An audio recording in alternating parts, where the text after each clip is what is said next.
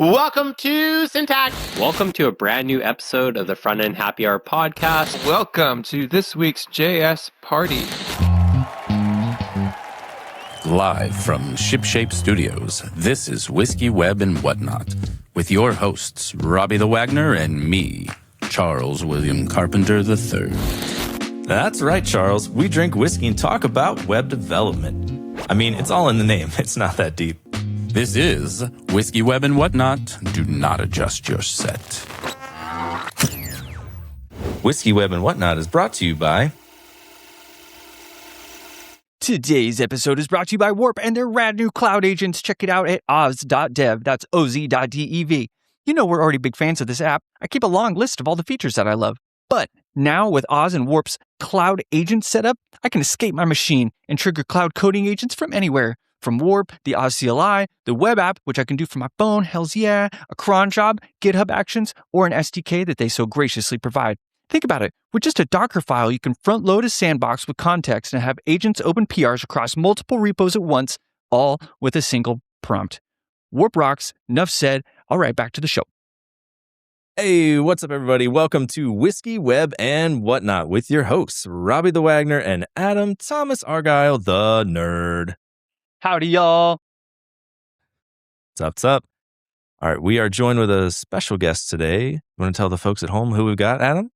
Oh, you know I do. This is Amelia Wattenberger, digital creatives, product spelunker, codebase revealer, data visualizer, mental modeler, badass dev, previously principal research engineer at GitHub, known for Code Atlas, Copilot for Docs, GitHub Blocks, and so many more. It's currently at Augment Code, author of Full Stack D3 and data visualization, and overall quality UI UX design engineer. Welcome to the show, Amelia. Hey, thanks. I like that intro. You got a lot of cool stuff to talk about, so nice. Yeah. Thanks for joining us. Yeah, we always start the show with some whiskey. We have one today. It is called the Jypsi Explorer. It is part of a Jypsi collection. I think they have 2 or 3 of them. I didn't look that hard into how many they have, but yeah, they do different ones that are about like exploring different types of wood and different stuff like that. This one is a blend of 2 6-year aged bourbons. It's 66% corn, 30% rye, 4% malted barley, 103 proof, and it's finished in French and Appalachian oak barrels. And yeah, their company goal is to finish in different woods from around the world. So they're just trying different stuff, seeing what works. We'll see how it worked in this one. Nice. The creator is a famous country singer. So normally these are supposed to be celebrity-driven whiskeys kind of suck, but this one's not supposed to suck. So let's give it a Whiskey, Web, and Whatnot little review. Who's the celebrity creator? Yeah, good question. I should have wrote that down. Let me see if I can find it. We're going to say Garth Brooks. No, I'm not sure. Eric Church? Eric Church. Oh, okay. Oh, yeah. There's a name I know. Nice, because I don't. That would be why I forgot it. Yeah, I don't either. I don't listen to country music, so. Ooh, it's hot out the barrel. Smells good. Very sweet. Oh, yeah, it's a 2 blend. Notes of shoe store. A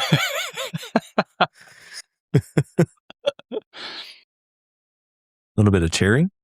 Definitely cherry. I was about to say the same thing. Some apple. Vanilla. It's hard because once you guys say the words, I smell it. You can say any word. Mulling spices. Cherry cola. Yeah, I smell that. Curry. Curry. Yeah. Hey, ew. Got a lot going on. Let's see what I it like tastes curry, like. but spicy. I like it. It is really good. Ooh. It is. It's hot. Very spicy. For a bourbon, that is very spicy. So we had a lot of sweet on the nose and a lot of spice on the tongue. Yeah. Kind of interesting. Very diverse. Well, we rate everything on the show, and there's no wrong answers with your rating or with your flavor profile. And I also plan to kind of smell this more throughout the drinking experience here, because it'll kind of change a little bit. But we have a very complex developer-driven rating system from 0 to 8 tentacles. So 0 being it really sucks, and I'm just going to give this away to a homeless person down the street because they're the only type of person that should be drinking this. Or 8, which is holy shit, I want this all the time. Fill my cupboards, get rid of everything else. all 8s all the time. Feel free to just blurt out what your rating is, and you can explain why if you want, or just say, a number. I'm going to go with a 7 tentacles. 7 out of 10 tentacles. Solid. Yeah, almost a full octopus. Yeah, I think this one's pretty good. It's very spicy for a bourbon. I wouldn't, if you gave me this and told me it was a bourbon, I wouldn't necessarily think that from the get-go. I guess it has a lot of rye, so that influences that. But yeah, pretty good. I typically like to, oh my God, my brain, catch up. All right. I usually think bourbons are not that interesting. And this one is very interesting. So would recommend, I think 7 is in line with where I would go as well. Oh, fully agree. The smell I would have said bourbon, but as soon as I tasted it, I would have said rye. I like the spicy rye, and it's like a hot spicy rye, almost like a cinnamon. What are those cinnamon candies? Anyway, the cinnamon. It's like a Mike and Ike. It's got a Mike and Ike vibe, like when you actually sip it, which is really fun. And I agree. Most bourbons right now are not exciting me. I prefer rye. So this is hitting all my checkpoints. What a fun little experience from the smell to the taste. I'll give it a 7 as well. That's a lot of 7s on the show recently. I kind of wanted to not give it a 7 just to be like, we don't always like everything. But this is really good. So Yeah. Chuck and I always had that problem. We were like, we always have good whiskey. We should have really shitty ones occasionally. We need some crappy stuff in here. Just slam on it. Yeah.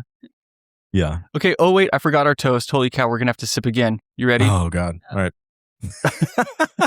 Torture. Raise a glass to the Jypsi of the grid. Where most see a barren wasteland of raw data, they see a canvas. They wander far past the standard templates, weaving complex numbers into uncharted living interfaces. This is kind of talking about you, Amelia, just a little bit. You're not a gypsy, but it's a little bit about you. May your dashboards always tell a stunning story.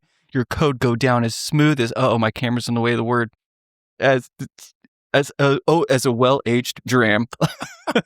And your imagination remain forever untethered. Sláinte, which means health in Irish and Gaelic. Yeah.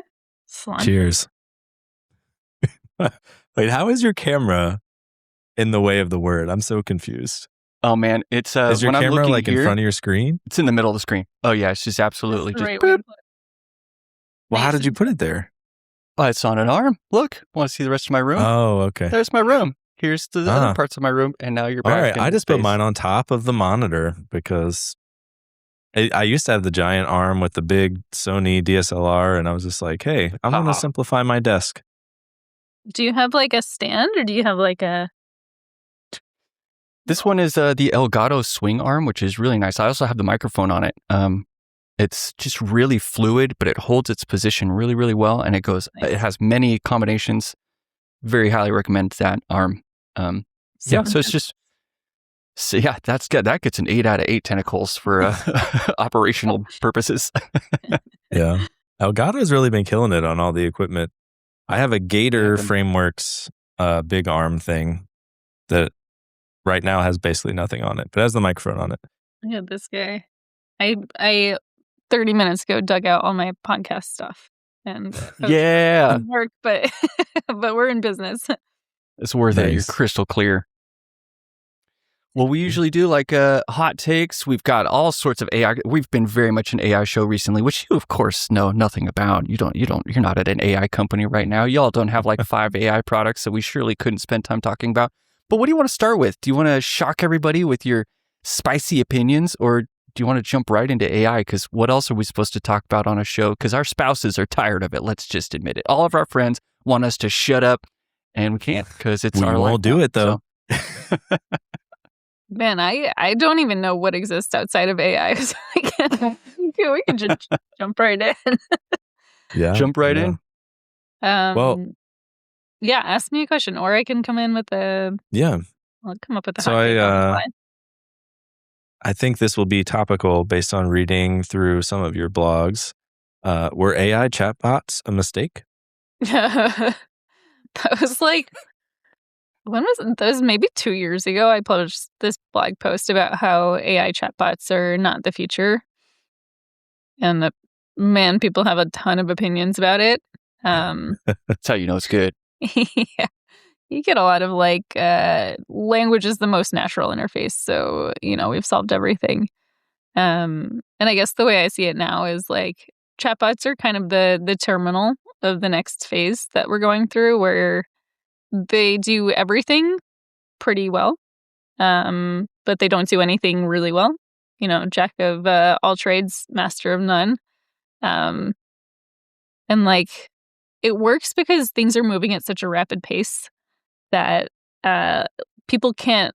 I mean, we're building a lot right now, but it's hard to build products because a product is inherently like opinionated and has a shape. And as we want to use these agents, we want to do more new things. And it's just hard to build at the pace that we want to explore for all the different use cases that we want to do. So chatbots are great for now, for everything.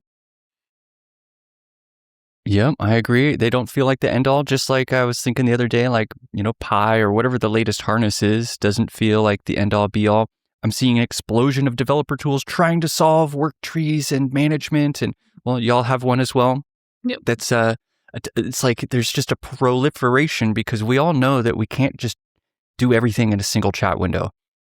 Context. I mean, how many times have threads been reinvented across different chat apps? Slack comes out with threads and you're like, it sucks. And then Google Chat comes out with threads and you're like, that one sucks. And Discord threads are like, they all suck. How do we manage all of these thoughts and all of these historical moments together into one stream of result-based outcomes? I mean, I'm still feeling like specs are going to be something that we're still sleeping on. I'm kind of surprised specs haven't taken off more because chatting is very temporary and specs feel very orienting and permanent and verifiable as a loop occurs. We like our loops. So yeah, I totally agree that chat is not the future. Voice chat is certainly not. I like using voice chat occasionally, but I just get so lost trying to speak to it and prefer typing because I can be a little bit more specific. But anyway, so I like the assertion. I don't think it's that spicy. I think the only people that think it's spicy are the ones with chat products that want you to keep using them. So Oh man, yeah, and there's also like an issue when all the interfaces look the same. Like I find myself like I'm not always very polite to my agents. I usually am, but sometimes, you get angry, and I've almost typed agent things into Slack because they look so similar, but it wouldn't make any sense and it would be rude. So like having different interfaces for different things is very helpful. yeah, you don't want to accidentally let your derogatory agent accusations slip into Slack, and everyone's like, "That's how you talk to your bots." Jeez, Amelia. Yep. That's not politically correct the way. Oh man. Yeah, it really depends what model you're talking to because like at work we have I guess Copilot with the premium credits or whatever, so you can use, Opus and whatever.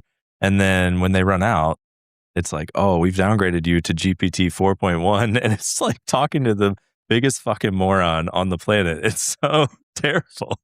And I'm like, oh my God, like this is where we were not that long ago. And we've really improved so much. And it's like, yeah, so yes, I get frustrated with mine as well, especially when I'm out of credits. Isn't that terrifying though? Right. Like you could remember a few months ago when you thought this was like the smartest thing ever. And now the models we're using now that we think are really smart in like a few months, we're going to be like, these are dumbs. That's what I mean. I'm trying to figure out like how do I stay ahead? Because right now I still feel like I'm chasing so many things. And, I'm like interacting with 4.6. Yeah, get the Mac Studio. I got to run it from home. But like Opus the other day was like, hey, I solved that problem.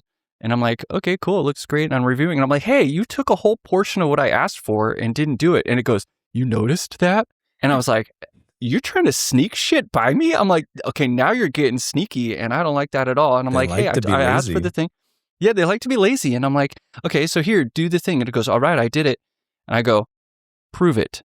And it goes, you're right. I didn't do it. I need to, let me run the test. And it runs the test. And I'm like, you ran tests for 2 of the 4 files that you changed. I'm like, run all 4 tests. I'm like, what are you doing? This is not that hard. And I had to sit there. It was the first time I had to argue like I was talking to a person, which was kind of frustrating because it's like normally being a manager of humans is way harder. Being a manager of agents, you feel like you can be direct and blunt and kind of, whatever. And at this point, I'm like, now I'm arguing with something kind of like I would if a lazy person was trying to not do the work. And I don't like how this feels. Is this the future? I thought this was Opus 4.6. I'm like, now I'm waiting for 4.7.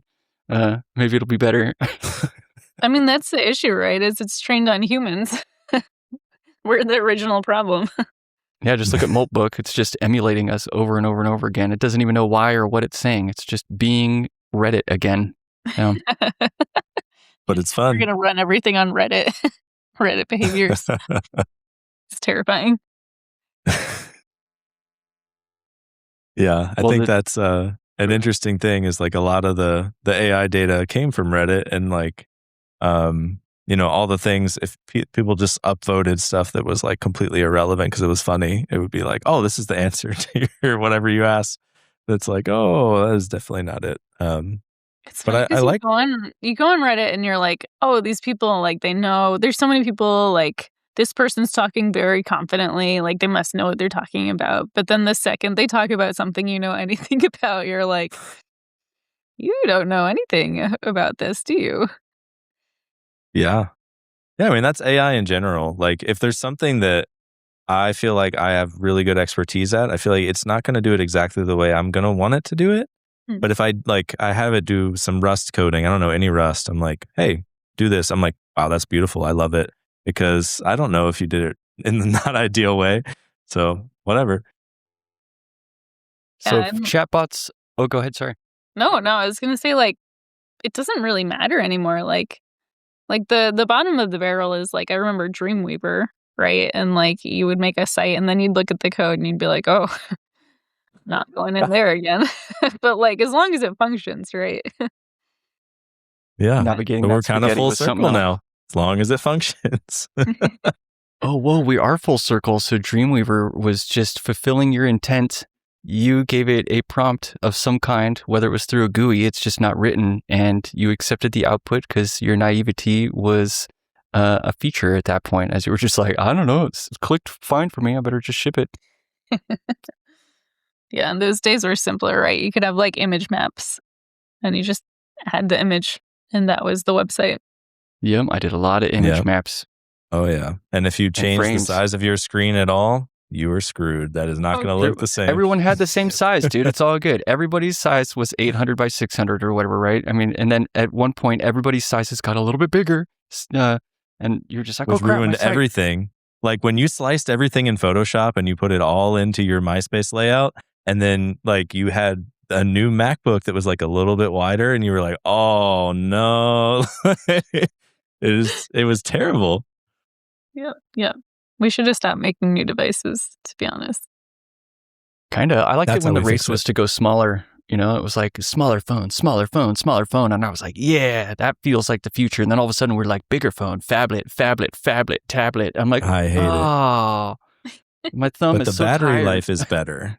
Like I got the iPhone mini when they announced it because I would like, our son was a newborn at the time, and I was like trying to do stuff with one hand while I held him, and I was like, I can't do this. So I got the tiny phone, but then it was like, oh, cool, you use me for 1 hour, I'm dead. So pros and cons. Yeah, and we have to like plug stuff onto our phones to make them possible to use. Yep. It was a mistake. Let's see. So the title of this is The Manager is About to Become the Managed.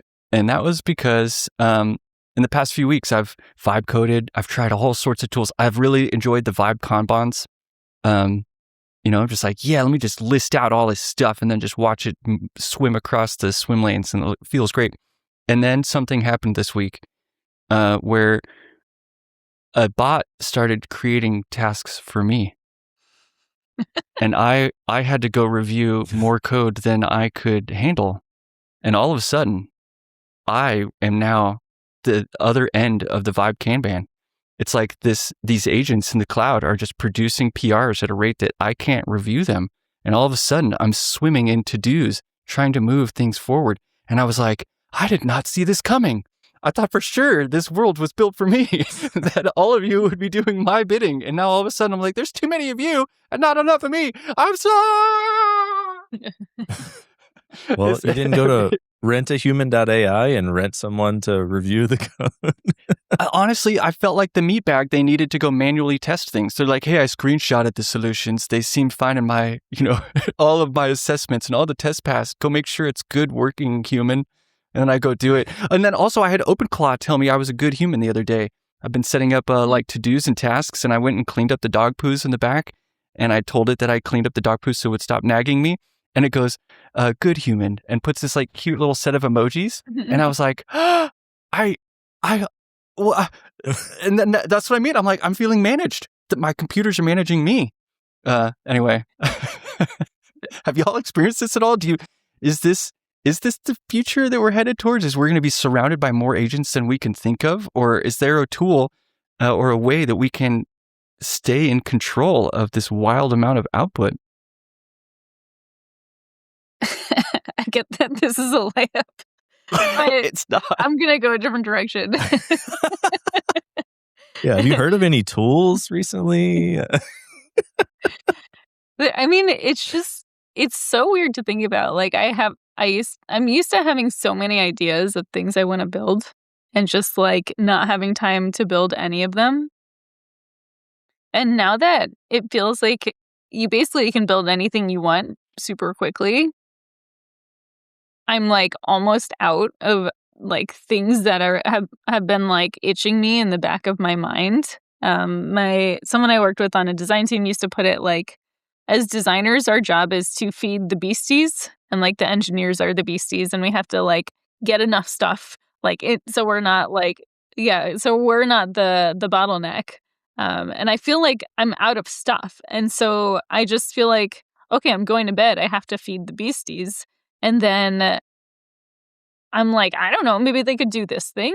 And I'll like half-ass like a few prompts.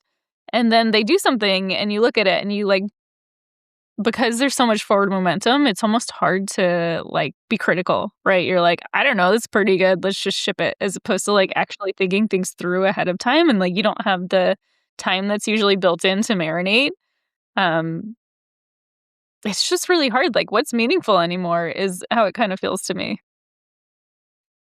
Yeah, I've been experiencing this a lot of like, I had so many ideas, so many things to work on. Every time I had any free time, I'm jumping on my like personal projects, like, hacking away.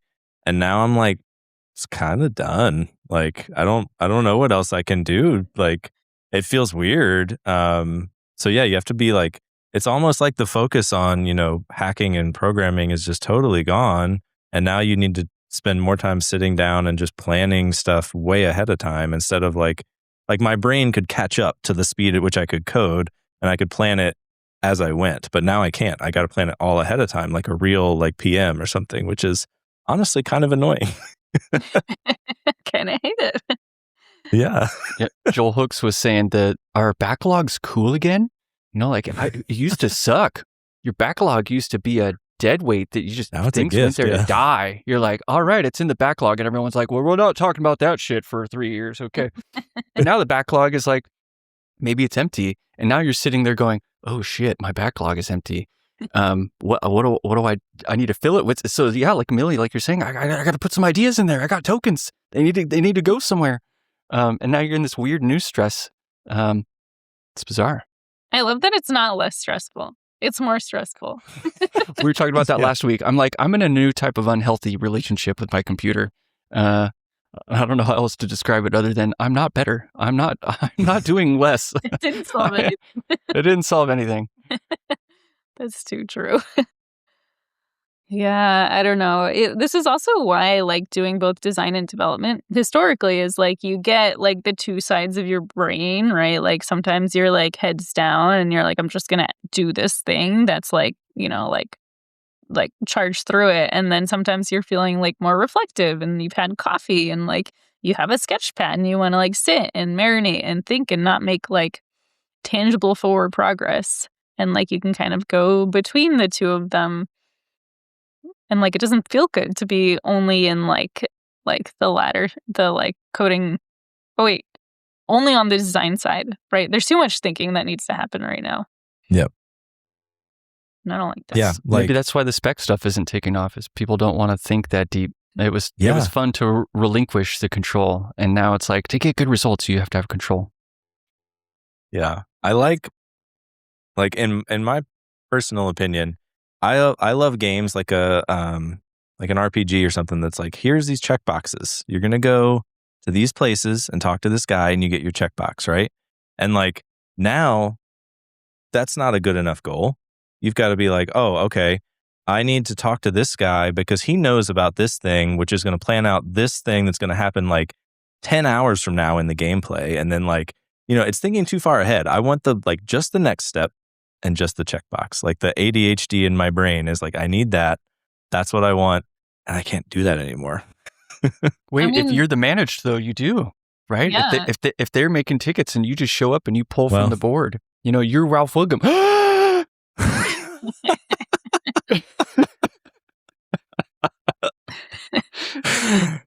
I mean, your system has solved it, Adam. I feel like this isn't a bad thing. This is great.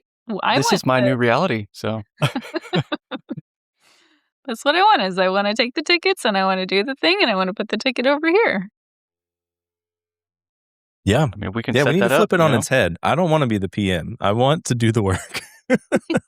That's what a lot of people are resisting. And I mean, let's just break it down. There's a ton of people that don't love AI at all, and one of their first things they say is, "I liked the craft," and I'm standing here, and we're all saying the same.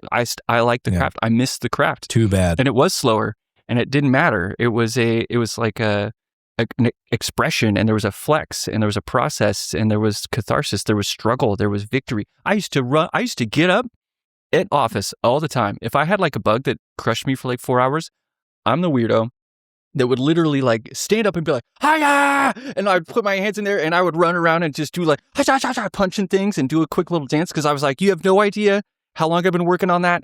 Complete waste of my time. And I am now past it. I was like, I'm done. And now it happens with AI in like one prompt. I literally the other day, I had a bug on my website. I was like, all my socials disappeared, all my accounts, all my Twitter accounts, all my likes or whatever.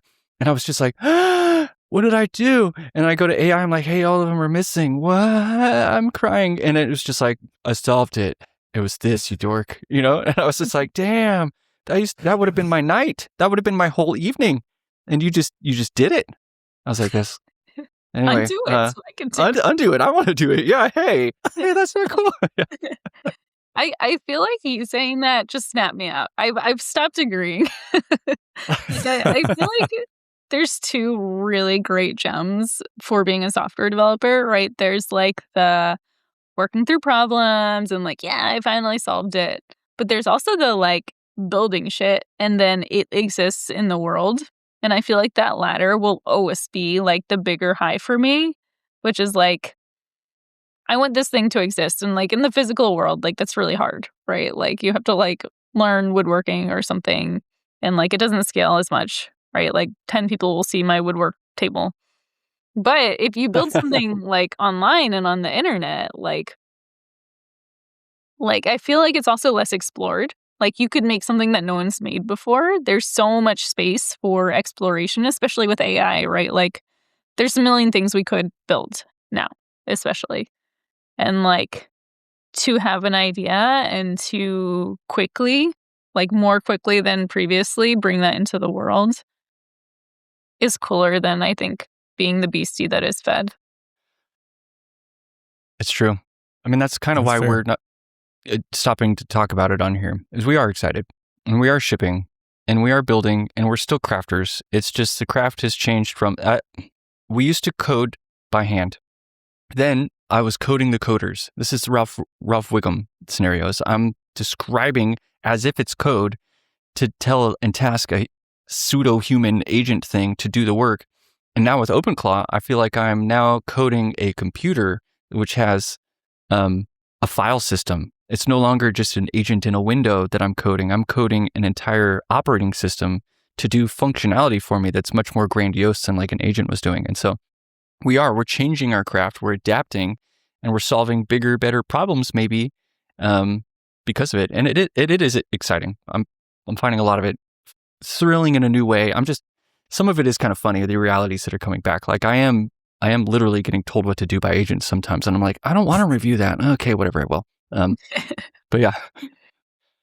It's also the fact that like the things that previously took us like so long, like I had this SVG editing tool that also taught you about how to write SVG that I spent many nights on for like a year, right? And like I bet somebody could vibe code that in a week, especially like looking at it, you know, if they're like point an agent at it and they're like rebuild this and it's like, man, my stuff is not aging well.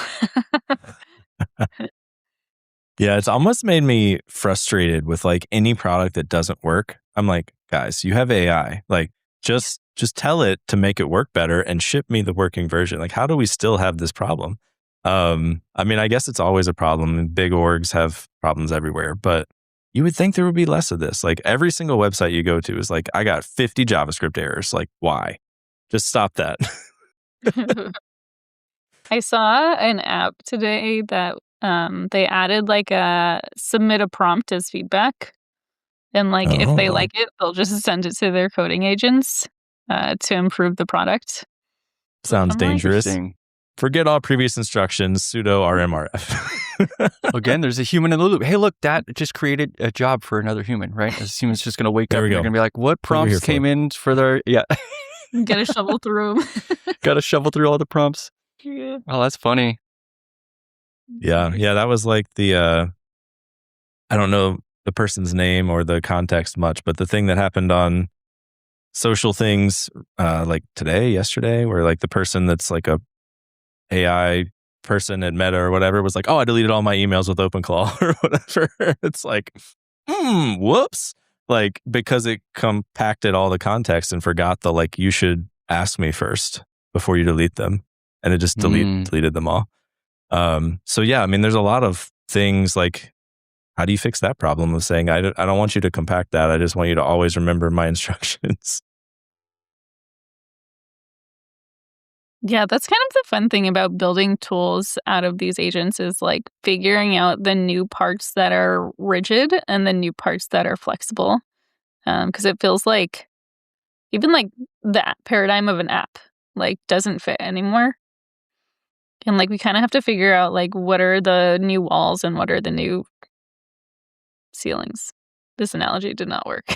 No, it's good. It's reminding me of like, yeah, so OpenClaw is, I'm liberating my data. This is me doing air quotes, liberating my data, where I'm like going to sites that I used to store my data with them and I'm taking it. I'm like, nope, I want that because when it's mine, I can build my own app with it. And I don't have to prompt through you, which is what you just described, where I have to submit a prompt that you then, I prompt and I get I want a new theme. I get a new theme now. Yep. If I want a new feature, I get a new feature now. I don't have to wait for deployments in an app store. I don't have to, or do you want to update tonight while you sleep? I'm like, no, I definitely don't. While I sleep, I want you to add those new features so that I put in the Kanban board, sucker, like, and so, yeah, we're in this new space where like, I think the app store's walled gardens are just going to go away. We're going to collect our data back to ourselves and facilitate our own experiences that can intermix them all together. Like we have so many siloed experiences right now. And that's what apps created. They created siloed moments. And they could be really good because of that, right? They needed to be focused because app development was so hard. And so you had to pick a slice and that slice became your slice. And now it doesn't have to be that way. And so you're right. What are all these new walls? The walls are however much data I have on my hard drive, what I can express verbally. And this is why you see a lot of people, they're like taste and expression, your communication, your ability to write is still meaningful. So I don't know. Yeah. What are the edges? It's a good question. I mean, the thing that always comes back to me with the generative software is like, I don't want to build everything from scratch. So like how does distribution work and how does like say this one person has a lot of taste, like is it going to be like Instagram for like apps where they're composable and this person has like a stub for, my like home management system and I can download it and then tweak it and like I have this other mod that this other person made because like I don't think it's going to be from scratch every time. But I don't know, my imagination. Yeah, the remix culture. Yeah. Yeah, exactly. I had a thought recently taste that was as a service. Yeah. That's what we need. That could totally work. I was thinking recently, like Pi is like post CSS and Claude is like Sass. And we're always going to have these scenarios in this world, which is the batteries included model, where you don't make as many decisions and you just get it and it works. Or the a la carte model. I want to build it up from scratch. I want to choose each piece and have it assemble meaningfully throughout a reasonable framework of some kind. And this is like a pendulum that'll probably swing forever. And how does that pendulum swing though in this world of malleable software, self-driven AI generative software? I don't really know. And I think the important thing with that is like to make the ramp between the two seamless, right? Like if you think of no-code tools and design tools, historically the issue has always been like you get stuck inside like this walled garden, right? Like, and you like have this wonderful pixel perfect thing in Figma or in like Webflow, and then like you need to make it real, and like you have to like go backwards in order to go forwards. So like, how do you make an ecosystem where like you can come into the walled garden and then like destruct the walls like piecemeal with a sledgehammer? I don't know. I love it. That's like I used to say CSS was always this thing. Like CSS is if you could walk into a house and be like, that window, bigger, move it. There, door to the right, door shorter, handle where my hand wants to go. Like you could just like, imagine you could walk into any software and begin commanding it around just like you could with CSS but in this day and age with LLMs, it's behavior mixed with structure, mixed with style. These things don't have clear separation. It's just your ability to express. So wild. Yep.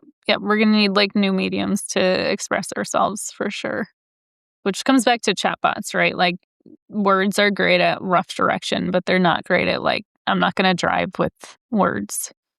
Doesn't feel good because you can't be like 5 degrees to the right. Do you have any projects you're working on that feel like a change of medium? Things that you're exploring that are various canvases? And this isn't work related, but maybe it is. I don't know. There was one thing I played with like a year and a half, maybe 2 years ago, which like is kind of in this domain where like for me, it's way easier to talk through ideas than it is to like type them or write them with a pen. And what I really want is like, as I'm talking, for the concepts to be like translated into a medium that like I can see it as I'm talking and I can like kind of mess with it tangibly. So I had it was like, I used like the native web transcription, which like you can just use like one of these APIs now that are way better.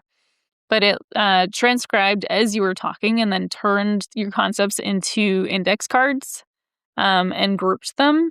And you could like zoom in and out and like kind of rearrange them into new groups. And where it got kind of really interesting is typically with software, you have to either enter content or enter instructions. Right? You have to be like, add this card that says this, or like combine these two cards into one. But LLMs are so good that you can just keep talking and say you're brainstorming and then you're like, add 2 more cards like to that one group. And like, you don't have to mode switch. You just like change what you've said. And like that was the craziest thing to me as I was working with it is like this like fuzzy translation of the things that I'm saying where I don't need to be really rigid in the way that I interact with the software. As well as it was cool to just like see the things I was talking about as I was talking them, like kind of organized in like a sensible manner. I wish I had. There's like a tweet on my website or something, but otherwise it's dead. I love that you brought I that. like that idea of like just talking out loud and you're like, I want an airplane. I want it to be blue. Like have it just changing as you're like, I don't know if it's like quite quick enough to do that sort of workflow yet. But I think if that is the future we could build toward, that would be awesome. Like there's immediate feedback of every single idea you have and you can decide, was that good or do I want to revert back to like where I was and keep going? Like I think that would be really awesome. Yeah, and Sounds like- especially with like talking to other people, right? Like when I say words, the picture in my head is different than the picture in your head, especially when it's like something a little bit abstract. So like if we could talk and have a canvas that's reacting to the things that we say, and then we edit it together and we're kind of looking at exactly the same picture, like that feels very different. That's cool. Yeah, for It's sure. like OpenClaw seems to be facilitating some of this for me.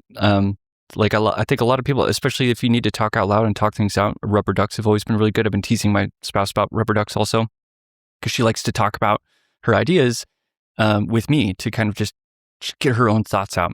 And there's so many people like this. But rubber ducks are annoying because they don't talk back and they don't remember anything. Maybe that's their value. I don't know. But I'm like, OpenClaw for me has been a solid state rubber duck. At least that's what I'm calling it, because it remembers everything. And I can kind of come back and continue a conversation with it about something that I talked about last week and have it memorize those and just continue a flow state. It has continuous flow states across multiple threads. And it would be very cool to give it a skill, like you're talking about, Amelia, that sort of continually visualized something. So it wasn't just a stream of text.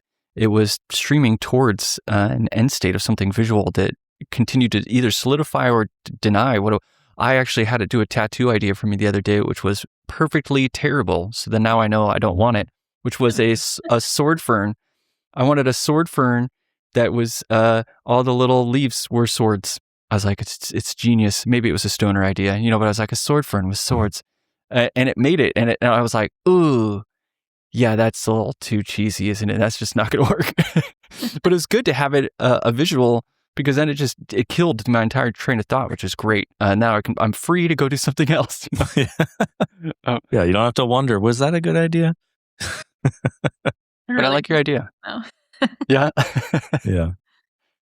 So, I do want to talk explicitly about intent sum, since we haven't really mentioned it yet, and we're just kind of rambling about thoughts and dreams. Tell us about it. Yeah, so I'm actually at Sutter Hill Ventures, which is a VC company, and one of our portfolio companies is Augment Code. And Augment's really focused on like agentic tools for enterprise, right? Like how do we leverage this crazy new technology for making coding easier, especially for like big complex code bases.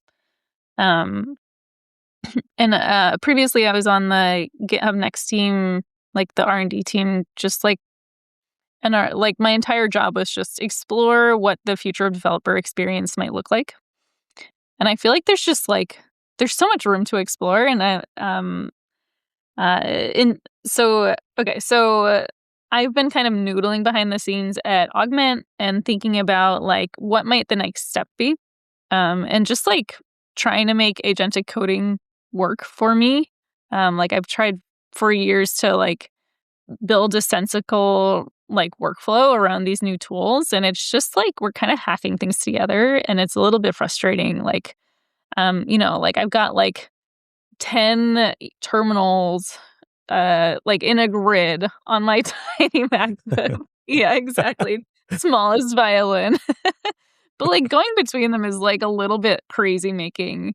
And then like the second you put like there are old problems that we never solved with coding, right? Like collaboration, like working with other people, never really solved it. So I ended up not even doing it that often, even though I've been remote since 2016.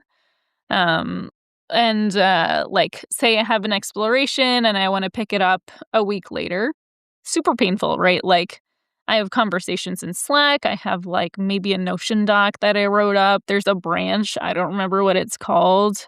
Maybe it's stashed. So like looking at all these things that are frustrating, there seemed to be a common thread, which was like, if we put everything to do with a task into like a bag, just like bundle it all together.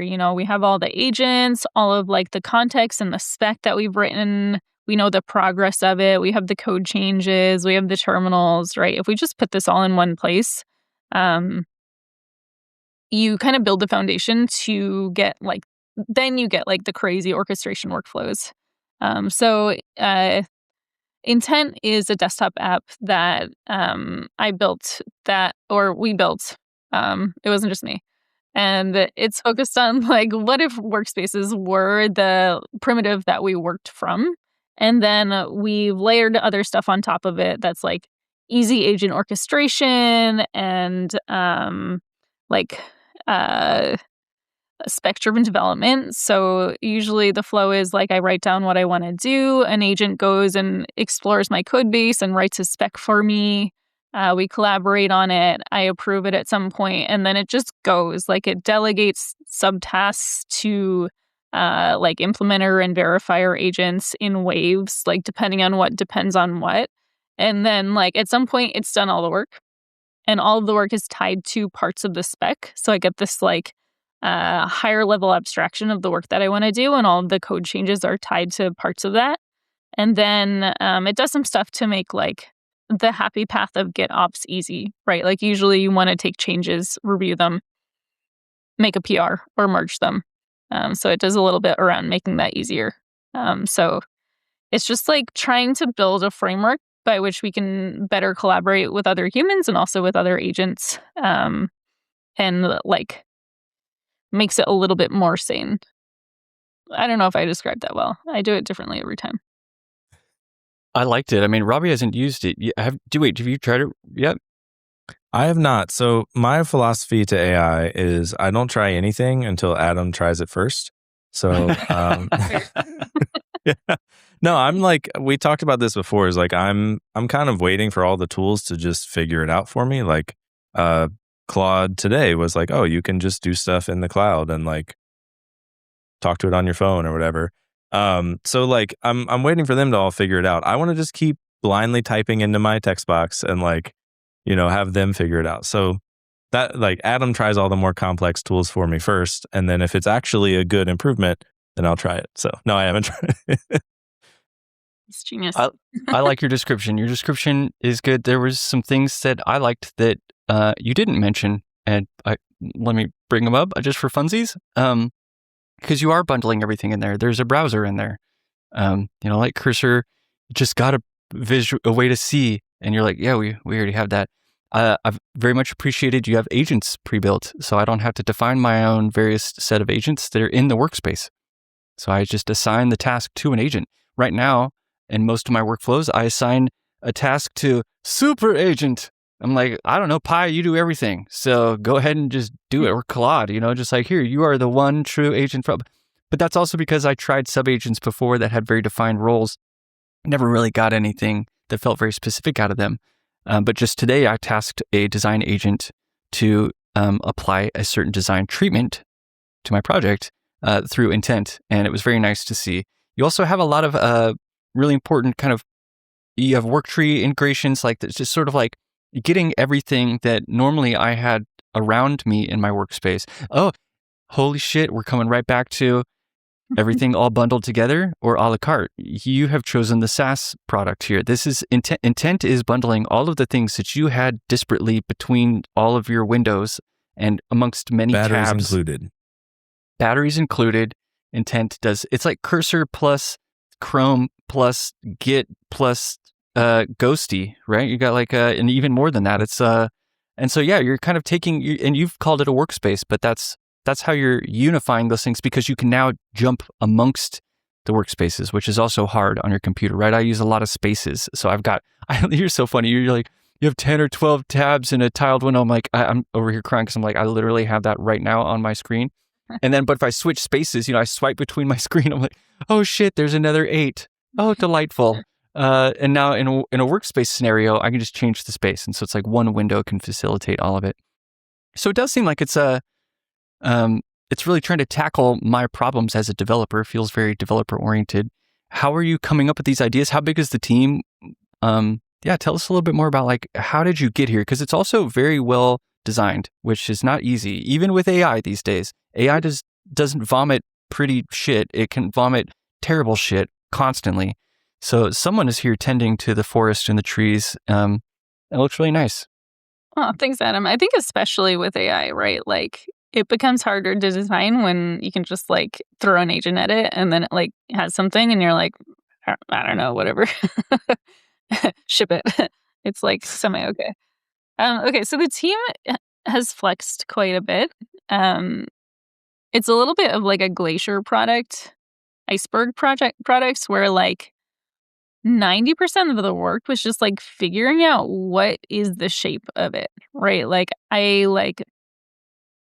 You have all these things. You have like spectrum development, you have like agent collaboration and orchestration, you have like workspaces, and like that could look like many, many different things, right? It could be a CLI tool, it could be part of VS Code. We ended up doing like, what if we didn't use IDEs anymore? Because it's been pretty restrictive trying to design within the IDE because like all of the space is accounted for because like it's been like crafted over half a century to like make it really easy to write code in files. So it actually started as part of their VS Code extension, right? Like, what if we just had workspaces within VS Code? And then it was like, this feels pretty restricting, so let's make it a web app. And then at some point there was a browser app. So it's like taken many different forms. And it finally got into a shape where it was like, this kind of works. And like, it's starting to sing really well. And so we launched, 2 weeks ago. And we've got like some engineers at Sutter Hill, some at Augment, and it's just been like a fun time. Like, there are people who just randomly will give us PRs, right? Like, we want Windows, so we'll get a PR like making it work on Windows. And like it's like born out of a motivation to get it working for your own workflow. So someone's like, I'm on Linux and like I need to like figure out how to make intent work for me. So it's kind of like a very ad hoc team right now. But I'm just rambling. It's been fun. Oh man, getting everything to work on every platform is so hard for no reason. Like I've had a lot of woes with this I have a little like color picker app called Swatch, and I've just been trying to like, okay, if you're on Linux, it's like, cool. That's like, you got all these, I'm forgetting the terminology now, but you have like all of these different like window managers, and then all of these different like, I want to say compositor, but that doesn't sound right. I don't know. There's all these different like flavors of stuff that you shouldn't have to account for. And you do. And yeah. So like Linux support is a labor of love for anyone that wants to do that. And like, that's great that people are doing that. At least with Linux, like all of the users kind of want to, which is kind of the whole point, right? Like I remember when I used Linux and I had like an i3 like tiling manager, and you have your own key bindings and you get like really excited about it. And then at some point you burn out because it's like a lot of work, but it's fun while it lasts. But like these things are so much easier than they used to be, right? Like imagining building a desktop app, right? Like from scratch, especially like, oh, what if like we rebuilt the way we use IDEs? Like that sounds crazy, right? Like that's not something that I would have undertook a year or two ago. Tell that to Zed. Yeah, well, they were ahead of the wave. They did it on hard mode. They did. Yeah. Yeah. So I guess related, like, you know, I do think I'm spending less and less time actually typing code in any sort of IDE. Do you think typing in general is just going to be dead before we know it? Like, are we just going to go, hey, build me this thing, like use your voice and just go, cool, I've got this idea. I'm never going to type. I don't even need a keyboard. I just need a little microphone. Do you think we're going to get there? I think it's going to be way more prevalent, especially as things get faster, right? Like right now, I'll use my microphone if I have like a lot to say, but like I'm not going to use it for like do that, right? The way I talk to agents. But like if you said something and as you were talking, it updated, there's like a speed at which I can write with a pen, which is slower than the speed at which I can type on a computer, which is slower than the speed at which I can talk with my voice, which is slower than the speed at which I can think. Scarily. Yeah. Yeah, I think that's like the nice built-in feature of typing for me is that it can match my thinking speed. If I'm talking, I could theoretically outpace the my thinking speed, and I don't like that. So I like the typing just for the feel of like it matches my speed. But then, like, does that give you anxiety during like conversations, or is it just like I have a hotkey on my keyboard, and when it's down, I'm like, I really got to get this out, otherwise, like, I'm burning tokens or whatever. But like, maybe that's like not a problem in the future. Yeah, I don't know. I mean, I do feel like I have anxiety during conversations. Like, I feel like my brain doesn't work as much anymore since like the whole pandemic happened and stuff. Like, I don't know. It just feels different than it used to. I don't know if I'm getting old or what, but yeah, I do. Like, I think it's a feature that things are slower sometimes. There's a phrase that's go slow to go fast. Andy Bell loves it, which is being forced to slow down can actually increase your velocity in alternative ways. I remember that when I had my first kid. It was right when a tool I made came out, VisBug, and I was really excited about it and couldn't stop thinking about it. And all I wanted to do was code on it. And I thought it was going to be catastrophic that I had a child in my arms, that I couldn't do this work. And I found that sitting in a chair, this is also why I like cigarettes, but that's a different conversation, that slowing down and spending time to think about things can drastically improve your next moves. And so, I don't know, there's something to both things, right? You can't always move 1,000,000 miles an hour. And sometimes slowing down and thinking about the problem space and discovering things and leaving time for exploration. Like I know Amelia likes to explore. You can't explore at the speed of light. You can, but it doesn't give you enough time to like soak in something that needed to saturate and needed to marinate. Like a lot of the best things in this world do happen slow, but we're so stuck on sometimes moving really fast. I don't know. Yeah, I like that. There's this anecdote that I really like that's like semi-true, which is like if you watch a painter, right, like they'll there's this loop that you go through that everyone goes through as they build anything, but it's like more obvious if you look at a painter where like they step in and they like paint, and then they like pause and they step back and they look at it and they like think, and then they plan, and then they do the next brushstroke, and it's like a very obvious loop of like doing, evaluating, and then thinking.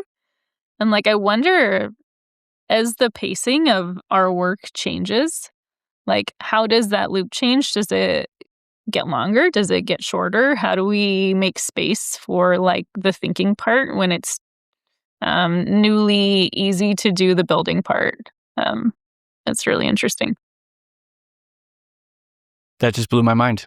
How does our loop change? Because that's what my stress is. That's the mishealth that I'm having. This is the anxiety that I have right now. Is my loop is changing, and I don't know how to deal with the new loop. The old loop I was getting comfortable with, and there's a new loop, and I don't know where it ends. I know that it feels like it's winding faster.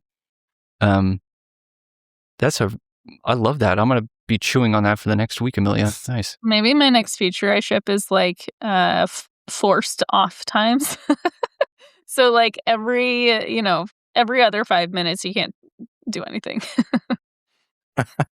Agents that forced Pomodoro. Get out of here. Hey, wait, if an agent have a cigarette on my Kanban board, that would be kind of awesome. Be like, we're thinking of you, you meatbag. I must oblige. But I only smoke when I travel, so it's not healthy for me. So anyway, just saying that but I used to solve bugs over a cigarette all the time, where I would be there for like an hour trying to solve something, then I'd be like, all right, I'm just going to go think it out. And just halfway through, and I wasn't even trying to think about the bug. I would just solve it from downtime. Yeah. And we are stealing downtime from ourselves at the pace that we're trying to force our stuff into right now. It's funny because I also think about like people ask me, oh, what do you think of the AI coding space? Because it's exhausting, right? Like there's a new tool every day. There's 5 every single day. And like it's been like this since 2022 at least.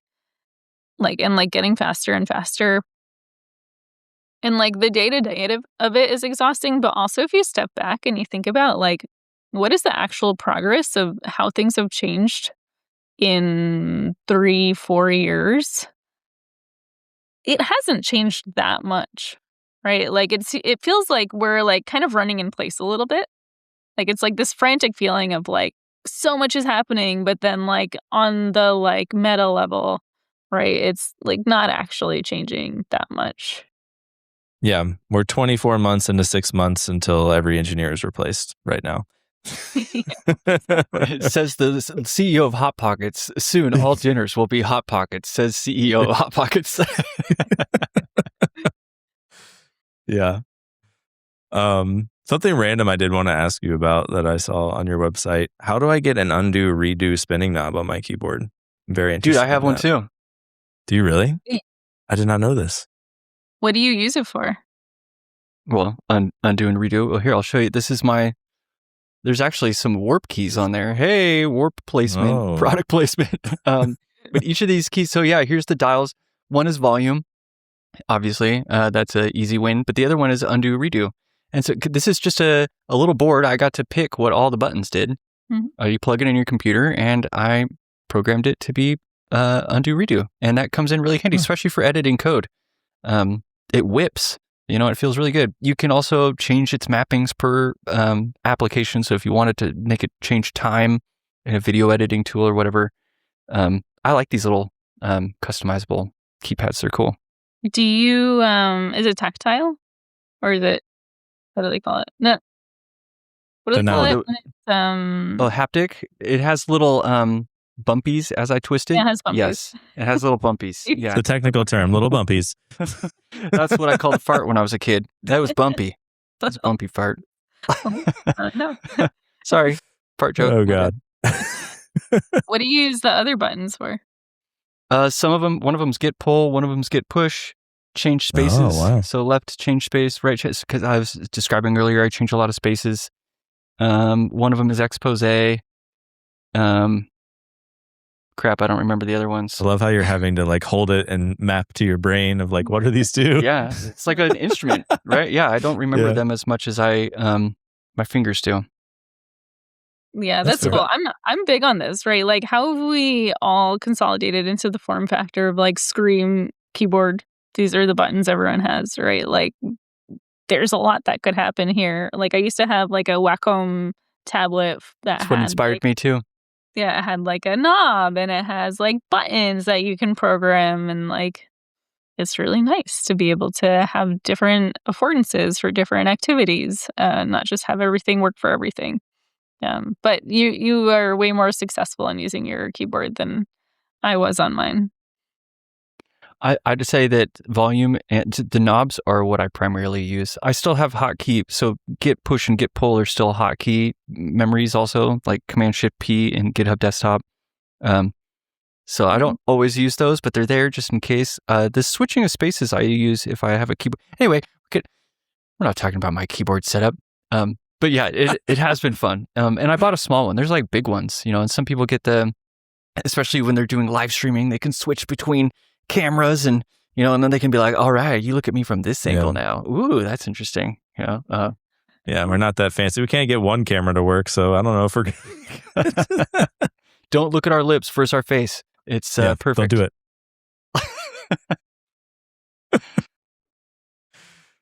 Oh, okay. Yeah, we are over time. Is there anything you would like to plug or mention before we end? I did not do a good job of talking about it, but we did just launch a product. It is free, and we pushed very hard to bring your own agent. Augment Code has their own agent, which works really well in the app, but you don't have to use it. You can use Claude Code, you can use Codex, you can use Open Code. And like, we just would love you all to try it out, because it's like things are changing and we want to make it a little bit more sensical. And we'd love to have everyone along for the ride to just like try it out with us and iterate on, what happens when agents do most of the code. What does our lives look like?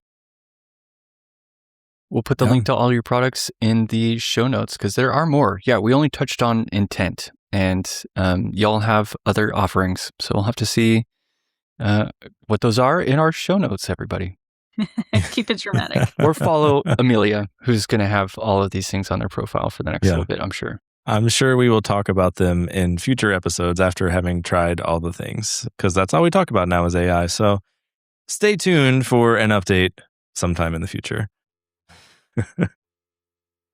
All right.